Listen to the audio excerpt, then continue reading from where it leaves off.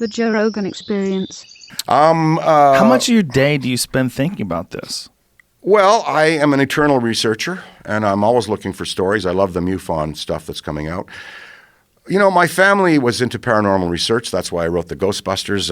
My dad was a researcher, and his father. That's why you wrote Ghostbusters? Yeah, because we have an old farm in Canada, and my grandfather was a dentist in Kingston, Ontario, in the 20s. And a man walked up to him. He'd been researching psychic research in the other world and mediumship for many years. And a guy walked up to him and said, Dr. Aykroyd, I believe that I have a gift. And his name was Walter Ashurst. He was a locomotive mechanic at the local engine works.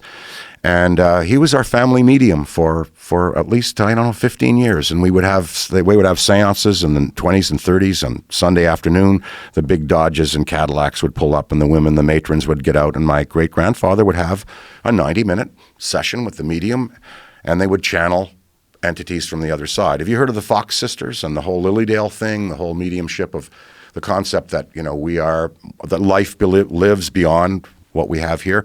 Do you know who John Edwards is, the psychic on television? Psychic, yeah. Isn't he full of shit? No, he's Didn't he get busted? No, what happened? I think he got busted with an earpiece. Well, Didn't he? See if John Edwards, the psychic, got busted. He had some maybe, sometimes what happens is they lose their powers and they aren't able to. Or they're full of shit the entire time. They just get slippery. John Edwards, though, I watched the show. I kind of believed him. But I'm not sure if he was the one that got busted. Mm-hmm.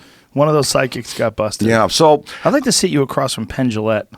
Of course. No, you talk to him? Well, he's an expert debunker of all this stuff. Yeah, super skeptical. I'd love to have Penn Jillette tell me what he thinks of the Fox sisters. Why they went around the world with a spirit that performed with them.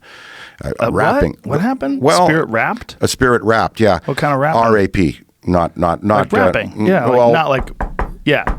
Oh, I thought you loud, meant like music. Reverberant rapping, yeah. Oh. No, I'd love to, So spirit rapper. Mediumship, that's a very big killer. thing.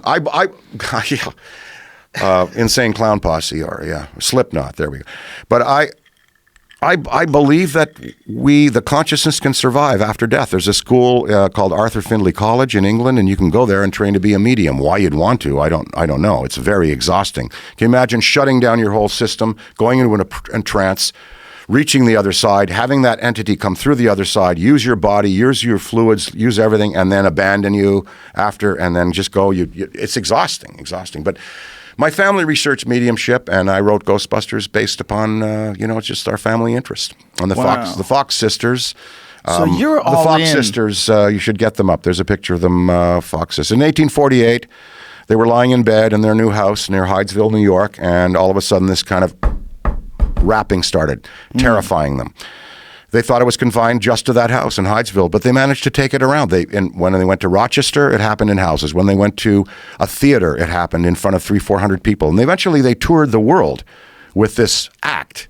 They called it The Peddler, and he was someone who was killed and murdered and buried in the house in the basement. Is John Edwards a hoser? Peter Popoff? There they are. John Edwards. I looked him up. It didn't come up necessarily. There they are. He was. They were all, and they went around the world, tipping tables. And look at them. Yeah, that's a drawing. They're not even real people. They never existed. No, they did. They were, and they were very well scrutinized. Maggie, in the end of her life, said, "No, we were producing these reverberant raps." Why do they have a head? What is that? Is that them? What the hell is that? I don't know what that's at. That's out of my realm. There's something about mean-faced ladies from like the 1800s that scare the shit out of me. Yeah, there's the cottage. There's it was just such cottage. Hard time to be alive. That's the cottage that it occurred in. And, they said it was the ghost of the peddler that was murdered in the basement. And they looked down, they did find some bones, but every time they tried to build the groundwater, a dig for the bones, the groundwater kept filling up. Anyway, Maggie at the end of her life said, no, we were faking it. I was creating the raps. Maggie said she was faking it. Maggie said she was faking it. But she said, I was creating the raps. These reverberated in concert halls with my knees and my knuckles. Now I can crack my knuckles maybe in my knees, but you can't make up. Them? They were slapsings. They were rappings. And then she said?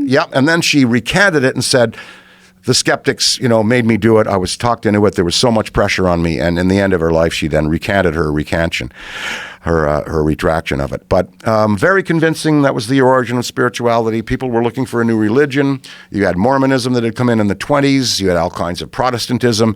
That area of New York was called the Burnt Over District because the preachers had all been through there. People who were believing in all kinds of different religions. They were looking for something new, and spirituality and spiritualism gave them that. But I've had people contact me that have passed in dreams. I've never seen a ghost. I've never, experienced that. But I do believe that consciousness survives after death. I do believe that. It's an interesting idea. There's no evidence that it doesn't. I think that reincarnation is also a fascinating concept that's repeated in many different cultures. Mm-hmm. And I wonder why. There's a great Tyler Childers song called "Born Again," and it's about things living and dying and being reincarnated in different times. I think that's very attractive to people. The idea that our physical body is one thing, but the spiritual body is something entirely different. Well, I think that atheists and it's attractive. It is attractive. Atheists are never going to believe that. They're never going to accept that. It's hopeful. It gives us a little hope. And after all, the Kirlians, who was that? They were a Russian research group. They're famous for the experiment where they the Kirlian photography, Kirlian. And you want a little citrus? Sure. They photographed a woman. She sat there and she was able to blow smoke into a fishbowl and shape the smoke in the fishbowl. So here are some Kirlian images. They photographed auras, and they did photograph. Oh. They did 21 grams is supposed to be the weight of the soul, and they photographed a guy dying, and they claimed to have photographed his aura leaving his body. Claimed. Yeah.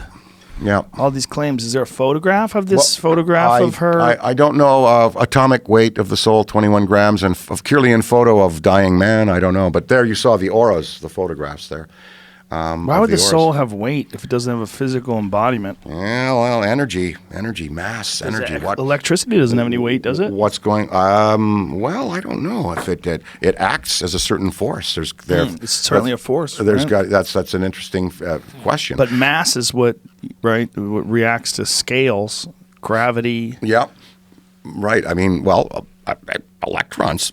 There's a mass there. There's an atomic mass, atomic weight. 21 grams seems like a lot. It does. It does seem like a lot, yeah. Fat ass soul. But the Kirlians were